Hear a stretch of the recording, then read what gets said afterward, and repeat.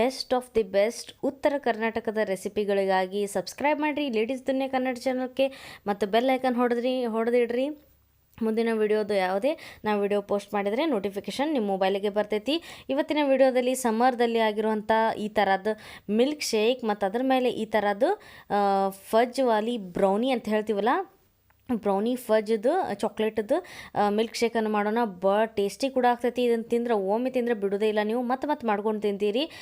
ನಡೀರಿ ರೆಸಿಪಿನ ಶುರು ಮಾಡೋಣ. ನನ್ನ ಕಡೆ ಬ್ರೌನಿ ಫಜ್ದು ಈ ಥರ ಐಸ್ ಕ್ರೀಮ್ ಇದೆ. ನಿಮ್ಮ ಕಡೆ ಯಾವ್ದು ಅವೈಲೇಬಲ್ ಇರ್ತೈತಲ್ಲ ಅದನ್ನು ಯೂಸ್ ಮಾಡ್ಕೋಬೋದು. ಕಿಟ್ಕ್ಯಾಟ್ ಮಿಲ್ಕ್ ಶೇಕ್ ಮಾಡೋಣ ಮತ್ತು ಆಮೇಲೆ ಡಾರ್ಕ್ ಚಾಕ್ಲೇಟನ್ನು ಯೂಸ್ ಮಾಡಿಕೊಂಡು ಆಮೇಲೆ ಈ ಥರ ನಾನು ಕಿಟ್ಕ್ಯಾಟನ್ನು ಯೂಸ್ ಮಾಡ್ಕೊತಾ ಇದ್ದೀನಿ. ಎರಡರಿಂದ ನೀವು ನೋಡ್ತಾ ಇರ್ಬೋದು ಡಿಲಿಷಿಯಸ್ ಮತ್ತು ಟೇಸ್ಟಿ ಕೂಡ ಆಗ್ತೈತಿ. ಹಾಲನ್ನು ತೊಗೊತಾ ಇದ್ದೀನಿ. ಇದು ಕೋಲ್ಡ್ ಆಗಿರುವಂಥ ಹಾಲು ಅರ್ಧ ಕಪ್. ಆಮೇಲೆ ಕಿಟ್ಕ್ಯಾಟನ್ನು ಈ ಥರ ಬ್ರೇಕ್ ಮಾಡಿ ಹಾಕೋಣ.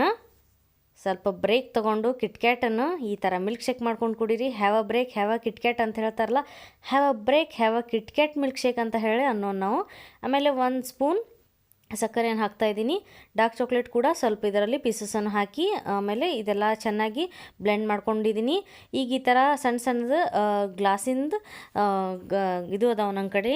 ಅದಕ್ಕೆ ನಾನು ಈ ಥರ ಲಿಕ್ವಿಡ್ ಏನಿರ್ತೈತಲ್ಲ ಸಾಸ್, ಚಾಕ್ಲೇಟ್ ಸಾಸ್ ಈ ಥರ ಗಾರ್ನಿಷ್ ಮಾಡೋಣ. ತುಂಬ ಭಾಳ ಎಲಿಗೆಂಟ್ ಮತ್ತು ಚೆನ್ನಾಗಿ ಕಾಣ್ತೈತಿ ಮತ್ತು ಚಾಕ್ಲೇಟಿಗೆ ಕೂಡ ಬರ್ತೈತಿ. ಆಮೇಲೆ ಇದೆಲ್ಲ ಮಿಲ್ಕ್ ಶೇಕ್ ಹಾಕಿ ಆಯಿತು. ಈಗ ಮೇಲೆ ಬ್ರೌನಿ ಚಾಕ್ಲೇಟದ್ದು ಫಜ್ಜದ್ದು ಐಸ್ ಕ್ರೀಮ್ ಈ ಥರ ಹಾಕ್ತಾಯಿದ್ದೀನಿ. ನೀವು ನೋಡ್ತಾ ಇರ್ಬೋದು, ವಾವ್, ಬಾಯಲ್ಲಿ ನೀರು ಬರ್ತಾಯಿದೆ. ನೀವು ಕೂಡ ಇದನ್ನು ಟ್ರೈ ಮಾಡಿರಿ ಅಂತ ಹೇಳ್ತೀನಿ. ಮೇಲೆ ಈ ಥರ ಚಾಕ್ಲೇಟದ್ದು ಬಾರನ್ನು ಈ ಥರ ಗಾರ್ನಿಷ್ ಮಾಡೋಣ. ಮುಂದಿನ ವಿಡಿಯೋದಲ್ಲಿ ಸಿಗ್ತೀನಿ. ಅಲ್ಲಿ ತನಕ ಟೇಕ್ ಕೇರ್. ನಮಸ್ಕಾರ. Bye bye. Thanks for watching.